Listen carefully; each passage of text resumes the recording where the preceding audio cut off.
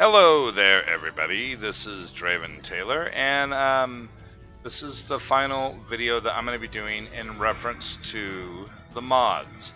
This is Aslain's. If you watch the video that I did, how to install Aslain into World of Warships, it will show you the step-by-step how to install it. I'm not going to be covering the installation, but I'm going to be covering my settings. I've had people ask, what do I use? And I'm going to show you them step-by-step. It might make this video a little bit on the longer side like the others, but you'll know everything I'm using. Unfortunately, my operating system had crashed about a month ago, so this is what I pieced together so far. I do know that each one of these work. I haven't had any problems with the games. I mean, with World of Warships, obviously. So let's hit this, and we'll go through this. As you can tell, this is an insanely long list, but I don't pick everything. And a lot of these are basically for personal preference, or what you like to see when you're playing the game. So I'm going to break this down so you can see what's used. Some of these are for the port, some of them are for the game. The main reason why I'm doing this is so that way you can actually hopefully apply this to your game. I'm going to log into here. I won't show the in-game stuff, but I'll show you the port stuff, so that you can actually get an idea of some of the stuff that I'm using. So while that's loading, we're going to do the first one. Ship previews, tech tree, and dock icons. Well, docks icons. The one that I grabbed right here was for the, instead of showing the little symbols here on the premium and the regular ships, it actually turns the premium ships gold. And hopefully the game will load, and I'll actually show you exactly what I mean. Also, with my carousel, I also do it where it's stacked, not single row like this. When you start out, single row is perfectly fine, but when you start really racking up the ships, having them stacked like this is very, very beneficial. So if you look, I have the Kamikaze, the Shinonome, the Mutsu, they're all premium. Regular ones, like the Ryujo, the Akazuki, the Shimikaze, the Zao, they're just silver. The ships look normal.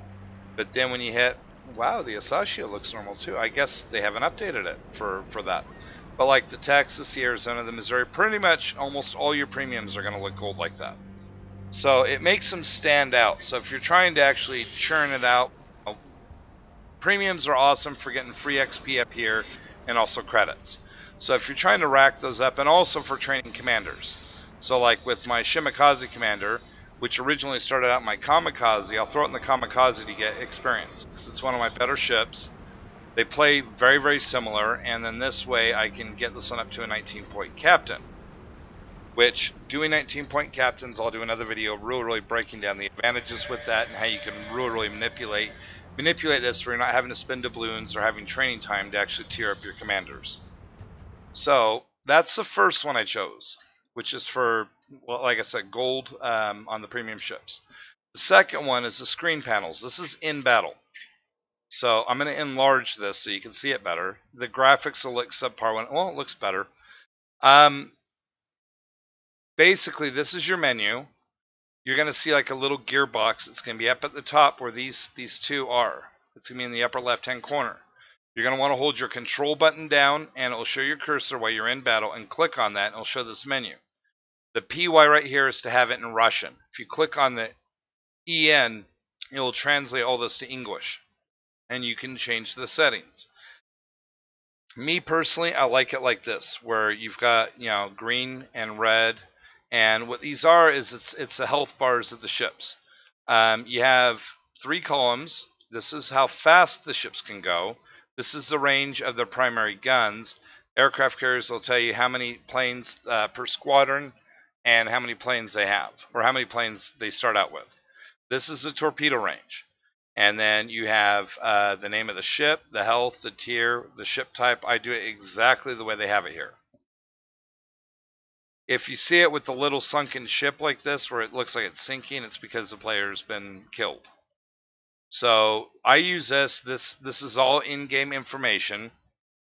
It's just making it visible. I will warn you though, The current health that it shows is not the current health of the ship. It's the current health of what you saw with the ship. So if you haven't seen it and it's been in a battle and it's been getting pounded on, it may look like it's full health, but as soon as you see it, it'll update it. So it's all this information is what you see in game. If the ship disappears, the health will not change. Because I've had comments in reference to that, and it's all in game in that respect. Okay, all the stuff right here, I don't do anything with.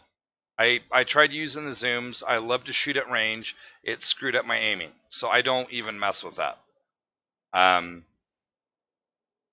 It will also screw with it when you're used to shooting things at range, and then you take on something like a Kavarask or a Grozovoy or a Henry IV, because you're zoomed in massively, and it's really hard to lead the shots. Next one I did was over target markers, and it's versioned by Battle Best. I did the hit points plus nickname. Now all that this is doing is when you see the ship, it'll show the range, it'll show the current hit points, the health bar, the ship type, the name of the ship, and also who's driving it. I like that because, you know, if somebody calls out a ship, this way I can track it down real easily. On the mini-map, you can see it as well by hitting the Alt button, but if you've got 2 or 3 ships there, this helps you actually spot it. The other one that I did was the ship movement indicator. I did the version 1 default, and all this does, and bear in mind, this is showing where they're currently, if they're accelerating backwards or forwards. There's ways to trick this. So this is not a fail-safe, but it makes it easier because otherwise you got to zoom in and you got to look at the smokestacks. That's usually how I do it. This is just something to make it a little bit easier. The one thing to bear in mind with that, though, is sometimes it'll show that they're stopped or they're going backwards, but there's a thing called inertia. If something's going at full speed forward, it's still going to be moving forward even if these are on. So these are, and they can trick you if you're using this. If they know how to do the WSD, acceleration, slowdown, for acceleration, slowdown, or with the speed boost, it even screws it up even more. Where they've got, they could be going forward 30 knots and popping it in reverse, and you'll be sitting there shooting behind them, and you'll be missing shots. So this is something that's nice to use if they're brawling. But if they're actually maneuvering that, it really helps to keep an eye on the smokestacks. It just makes it a little bit easier, but it's not a failsafe. The next one I used is in mods sharing HUD_lib.swf file. I did the let's see, let's scroll down. It's under battle GUI customization. And actually I chose nothing. So I don't even have to have that one checked. Never mind. See, it helps to do videos like this. You see little boo-boos that you do. Okay, the minimap mods. Minimap, I'll tell you something with the way I play. When I'm playing and there's nobody, if there's nobody around me, enemies or friends, well, usually enemies, I drive by the minimap. That's why if you notice when you watch the stream, my minimaps are really, really big. Reason why, people will pop up and if, it'll say detected, but you don't know where you're being detected from. So it gives the person instant opportunities to get pot shots. So I drive by the minimap. If I'm shooting, I watch where I'm going, but I'm still referring to the minimap. You'll see me sometimes hold the right click down and I do free views to see what's around me if there's like little tiny islands and I want to make sure I can skirt by them. But aside from that, I live and die by the minimap. So any type of information in the minimap I can get, I will use. So I took under minimap extended, I took display customized minimap circles, and the reason why is the way that Wargaming has it, you just have all the different rings. This will actually give different color textures or different colored rings based on what it is. Hydroacoustics, your AA detectability, your detectability by sea, good wholesome little things like that. For me, it's easier because once you get used to it, you can distinguish the rings and you can see what your ship's capable of doing, in terms of detectability. Like, let's say the Kamikaze, the one that's up right now. I know the detectability is 5.4. I know the torpedoes are 7. I know that my guns are going to be somewhere around 9. I don't remember right on the spot because I don't use them very often. So what I can do with this is I can keep track of the concealment bloom. It's going to be this light blue one right here. I'll show you. Let's blow it up. This right here, this lighter blue one is your concealment bloom. And then this right here, the outer one would be, one of these will be your torpedoes, and one of these will be your guns. So for like the kamikaze, this is probably at 9.1 and 7. And then your concealment bloom is going to be 5.4. It's actually going to be further in. It's going to be, but that's besides the point. The whole purpose with this is you got a different colored texture ring to know where your concealment is. So you know if somebody's getting close to it, you better look at them, make sure that they're not in your concealment, and if they are, you better do something about it, or if they're getting close to it. But it's really, really good for ships that you're shooting at long range, or if you're skirmishing, or if you're fishing, as I put it, where you're hunting down ships and you're throwing torpedoes at them, or if you're going to actually try to slip by the enemy and try to flank them or try to go for caps or anything like that. Having it where it's not just a bunch of just dotted rings and you actually can see this, it helps in terms of situational awareness.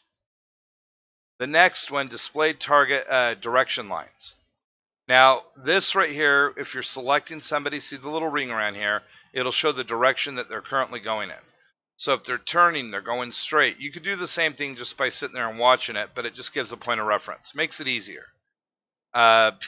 It also, if I remember correctly, it lines, you have this, the line in-game. I think it gives an X, if I remember correctly, which helps you line up, which you can use the mini-map for. It helps when people are hiding in smoke, hiding behind islands. You can actually look, if you enable last known location, like they have right here with the little dotted lines, which is actually in the game.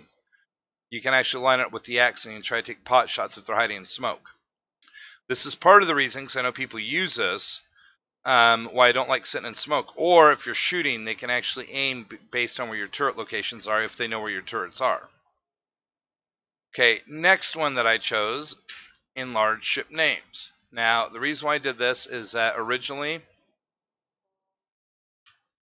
the names are smaller. This one, the names are bigger. The drawback with it is if you got a huge cluster like this with all the names, they can blend in and it can be difficult. That's where you got to rely on your normal visibility to see exactly what's there if they're visible. But if I want to know, I use this a lot to know which destroyers are where, and also to know which cruisers are where. Battleships aren't a major concern because they're all going to be relative in terms of threat, with the exception of the French and the Germans with their secondaries. But everyone else, you don't go broadside to them, otherwise you're going to get thwapped. But it helps that, like, if there's a Sims here and there's a, let's say, a Kagero over here, well, this is primarily a gunboat with decent torps, and up here is a torp boat with subpar guns. And so if I don't have any way of detecting them, I'm going to know to stay away from the Kagero and possibly deal with the Sims, depending on what ship I'm in. If I have a way of tracking it down, then I can go after that. Like if I'm in the Kavros with radiolocation, I can track the sucker down and I can brawl with it. Because I'll win in a brawl as long as I don't get torped. So again, situational awareness, knowing what ships are where. This is part of the reason why, like with the Kutuzov, I don't rely on the smoke so much. Same thing with a lot of the destroyers, the British cruisers, because unless I know where all the destroyers are, you're asking to have torps thrown into your smoke. Okay, port mods. I do the session stats, which pops up at the bottom. It's the third option. If you have this enabled, it'll show how you did for the day, while you were logged in for that particular instance.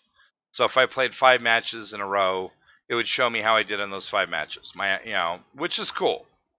I like stuff like that. So I don't check it very often. I would probably check it more, but I don't. You'll notice here, I have this enabled, and I'll show you. We'll go to Tech Tree. You'll see this last night when I was debating, because I've got 16,000 doubloons. It shows the extended Tech Tree, both what's available and what's not available, because obviously you can't buy the Kamikaze R. Kamikaze is not for sale. The Fusion is not for sale. The reason, but it will show you that it's not for sale because it's got 0, with the experience marker. The Yubari has the gold doubloons, can be purchased from the premium shop, so I can go there and I can purchase it. Some of these I can actually purchase in game. Here, I'll show you one of them. Kaga, no. Ashitaka, no. I could buy the key right here, right now. I could buy the Atago right here, right now. But, which these would be visible. But like the Fusion, the Kamikaze R, the Kamikaze, these would not be visible. the E-Dragon would not be visible.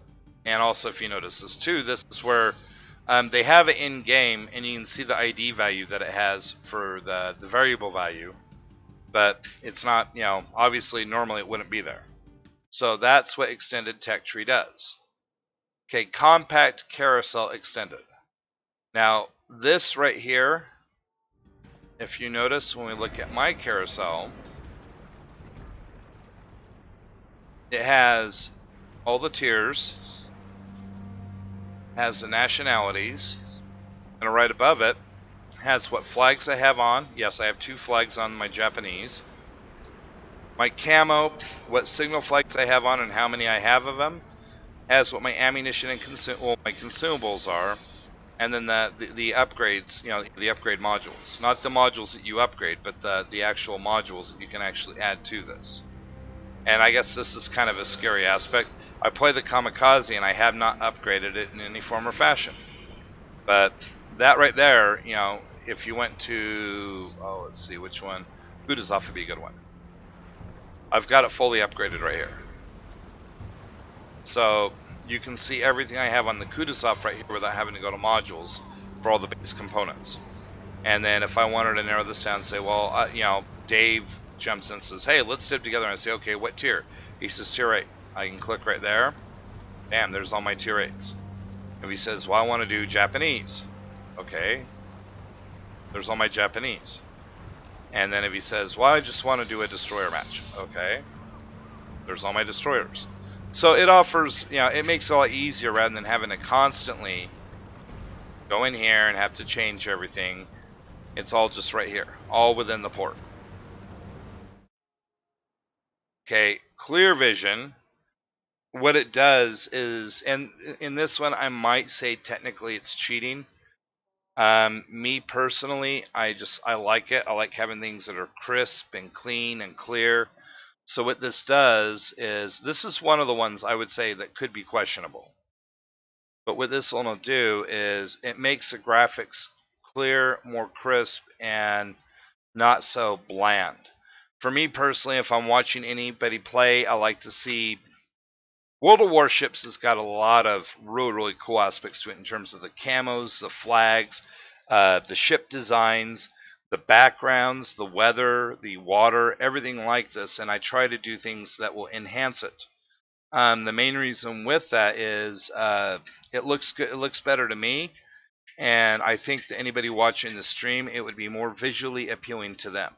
But some people would sit there and say, well, it makes things leap out like more like the camos and stuff like that, so it's cheating.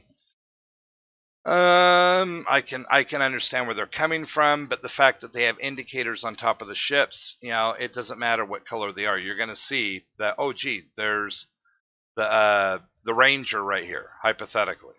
You're going to see it because of the indicator on top.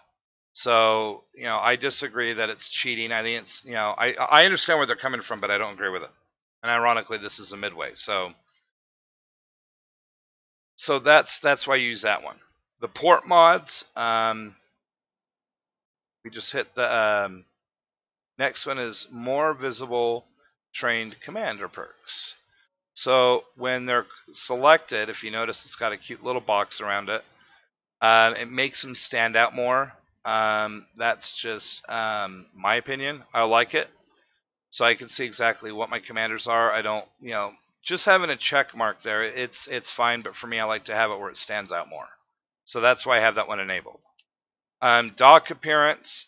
You've got a whole spew of docks right here. This is part of the reason why my mod, when I set up Aslain, why it takes so long. Like the Halloween 2016, that's 180 meg. The Yokosuka with day cycles, that's 100 meg. The ARP one, I do Celestial. I used to do the Chinese Snow Dragon, but I wanted something different, so I did the Celestial Empire. The Jacuzzi, they have a whole bunch. They have 3 different ones. You got the one standard for, you know, for real men standard version. I think again it looks pretty bland. And then with Anime Girl, where you can see her back there, that's great and dandy, but I don't know where that comes from. And also with, you know, bathroom, semi-naked woman, I'm trying to keep a PG rating, so I just stay with the toys.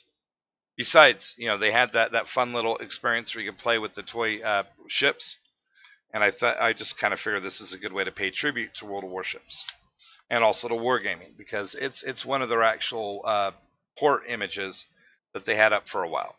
I just thought it'd be cool, you know, a way to have fun and kind of pay tribute. Dry docks, I did that one. I just took the standard one, which I already have because I've got a premium account. But you could do it with Stormy, which looks cool, and then the Black Sea one, which is different. But I just figured standard, it's fine, you know. The next one that I did was the battle loading screens. That's where you get all these really, really beautiful images. And so I did this as something a little bit different because I wanted something that looked kind of cool. So when you see when it's loading, it has these really, really dynamically crisp images, and they're real photos. I thought it was something nice for a change, so that's why I chose that one. It doesn't really do anything, but it just looks cool. With the login screen, I was using the Art Blue Steel. I was using that one for a while, and then there was one other one I was using.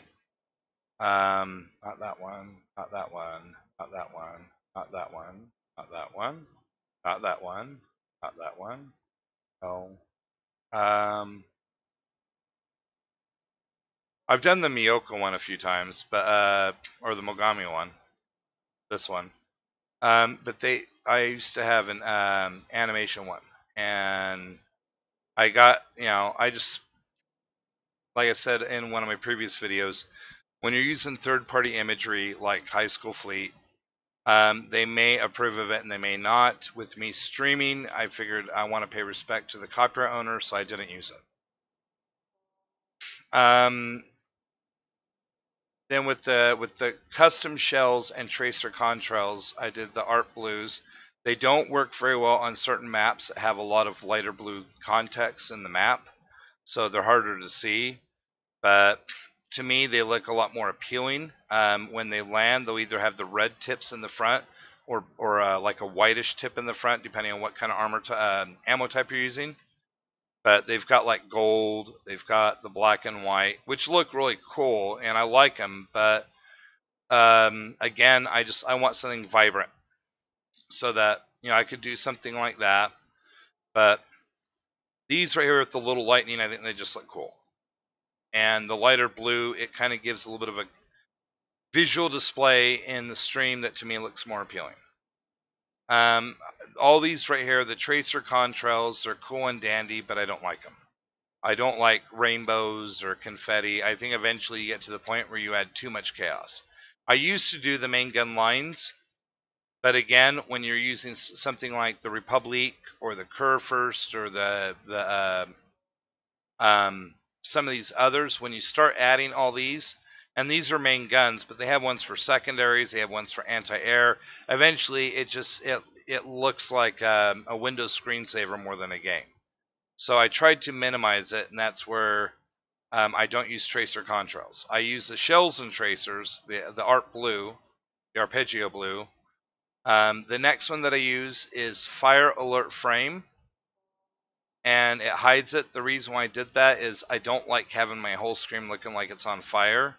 It's a cool sound, it's a cool visual effect, but sometimes too much of a good thing takes away from the game. And sometimes less is better, and in my opinion in this, you don't need to have your whole screen on fire to know that your ship's on fire. Yes, I know my ship's on fire. If I can't put it out, I can't put it out. And I don't want to be focused on the flames that are on my screen when I'm actually brawling with one or two or three other ships. So I took that away. This next one I would highly, highly recommend you to get, especially if you got the little health bars on the sides like I do. And that's this. It moves the damage ribbons, your damage counter, and that into the middle. I would also recommend it if you have it enabled, just because even with the regular game, it's got the little ships on the sides. You don't want your ribbons overlapping. I like to see what's going on in terms of the health or what ships are active or whatever. So I always, always, always center my damage counter and my ribbons, just for my personal preference. Just makes it, I like to have everything sectioned out like that. Smoke indicator, you don't need this because they have their own indicator, but just out of habit, I left it on because I've used it long enough. I did this, transparent unobtained achievements. This way I know which ones I have obtained, which ones I haven't, and that's basically right here. Go to your profile.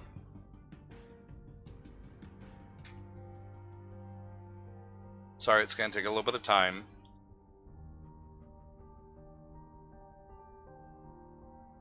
And then if you go to your achievements right here under profile,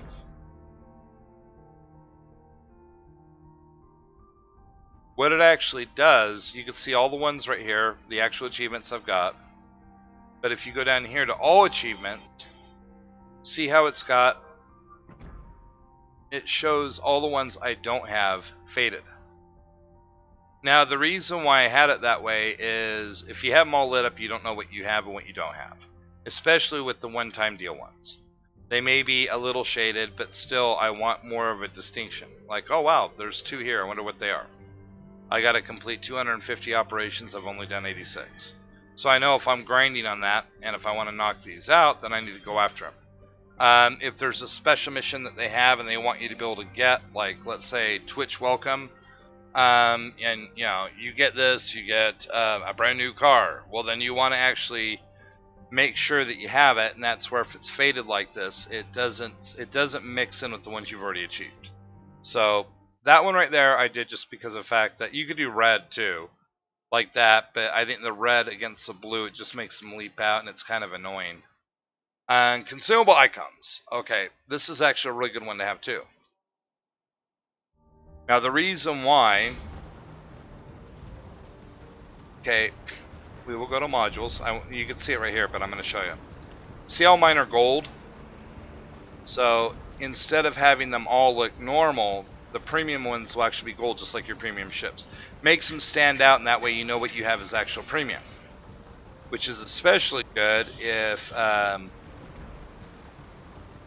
this is accidentally on doubloons and you're noticing your doubloons disappearing. So when you tie that in with the other one, you can start going through and you can find out which ships actually are pulling from your doubloons. Also, it helps when you actually want to make sure that you've actually got the proper settings for what you need. Like, oh shoot, I forgot to set that to premium. It's a helpful little tool to have when you're doing like clan battles or ranked. Something competitive and you want to make sure you have the best what you can get on your ship. Okay, remove unwanted text from the map view. That's like for aircraft carriers, or if you're doing like a look down when you press M to look at the map in a cruiser, battleship, destroyer. It actually gives you extra little advice. I've read pretty much all the ones that they have on there, so I really don't need to see them. So I have it disabled. Detailed damage meter. I did this, and if you notice, it shows up usually right here on my game, and it will show down here by my ship. One down here is how much damage I received. The one up on the top is how much damage I've caused. I like that. I like having that there. Companion, campaign progress. That's down here at the bottom. When I play the matches, you can see them. You can hold the control button down, put your mouse over there. It'll show you what the mission is. If it's got it like this, you'll see it two ways. Hopefully this will show it. See how these have little exclamation points? It means that the ship that's being played right now is not compatible for those missions. If it is, you won't see the red exclamation point. But you can hold the control button down, put your mouse over it, and you can see what you need to complete that mission. And then that way you're not trying to play the remembering game. You're not trying to write it down on a piece of paper. It's just right there.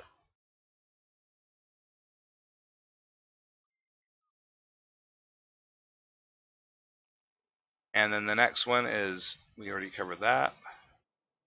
Okay, help me. That's what you do with this one is, here I'll show you. This is the easiest way. Let's say that I want to bespec my Kutuzov commander.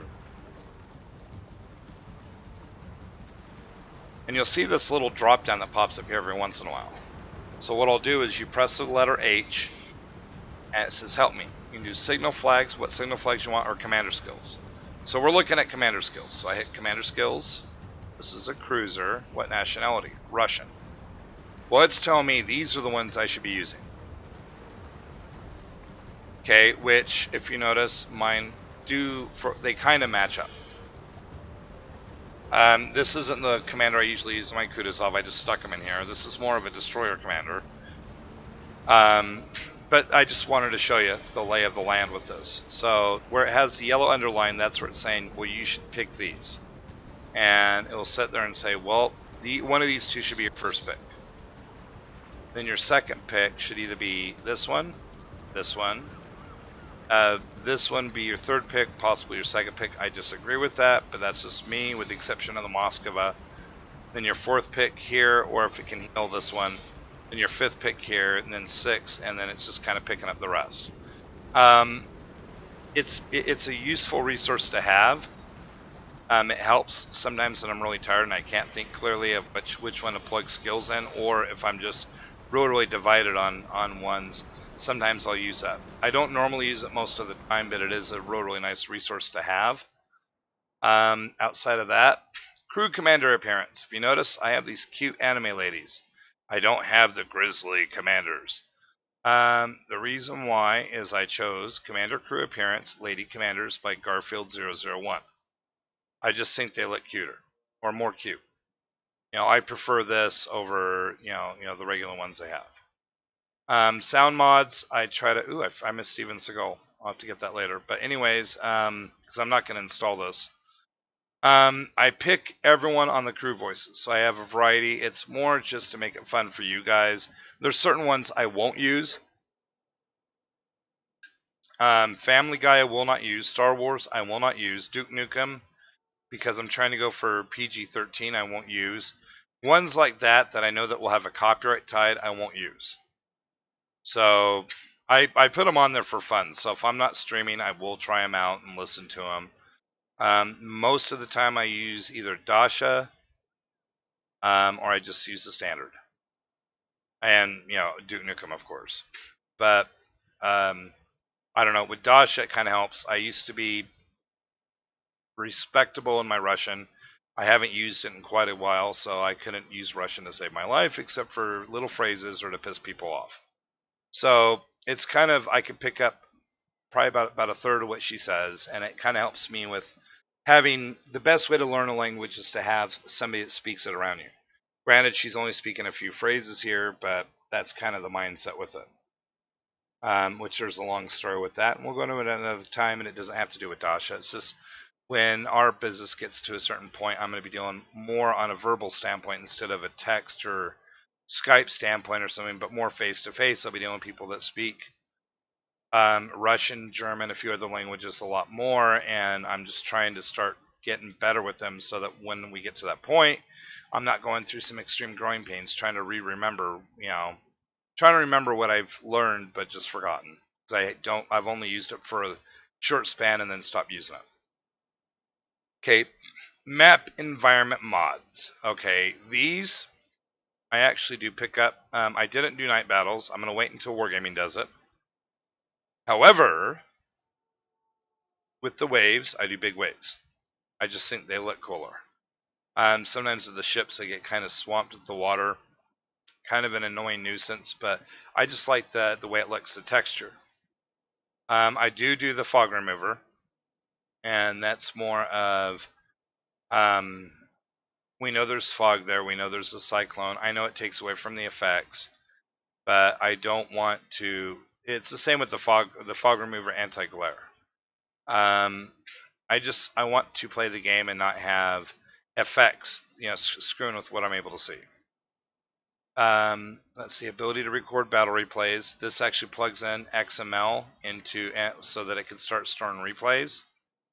I recommend that if you're going to actually be doing replays and you're going to send them to like the Mighty Jingles, me, somebody else, or if you're going to actually replay them and learn what you did wrong, or you're going to replay them and do commentary and throw it up on your channel on YouTube, or if you want to be able to rebroadcast it on Twitch. Region changer. Okay, one of the things that people don't realize is that there's 4 base regions that they have. The European Union, which is basically just Europe. I mean, they just did that to keep it simple. But European Union is not all of Europe. It's most of it, but it's just saying Europe. North America, which would be, obviously North America. South America can get in there, and Australia to an extent. Then RU is Russia, and then Asia. So this sets it up with which region, because they've taken away that capability in the loading screen. And I do enable this just to be on the safe side, because there's more than one area to change the setting, at least with the current incarnation of the game from what I've seen. And then you have the Realms tool, which basically makes it where if the region changer doesn't work, this will load a separate application that you can load, and you can actually set it, apply, and it will change the region for your game. So if it set it up like with one of my family members when he was doing it, he had it where it was inadvertently going to the European Union. So what I could do is I enabled the Realms tool. I can click on NA, click on apply, and it would switch his account over to, it would switch the program from, instead of looking for the European servers, it would look for the North American servers. So that's why I set that one up. And aside from that, that's pretty much everything that I have set up on here. I haven't screwed with anything else. I've done the bare minimum. I've little by little, I'm trying everything that's on there, but I'm keeping it simple because I don't want the game to crash. And my stepdad had problems with it because he tried grabbing things that looked interesting. And mods sometimes, especially if you grab the individual items and you hit the full packages, you can get conflicts between the mod items and the full package that will actually conflict with the game. So with the settings I've shown you that I use, the main reason with this is you know what I'm playing with.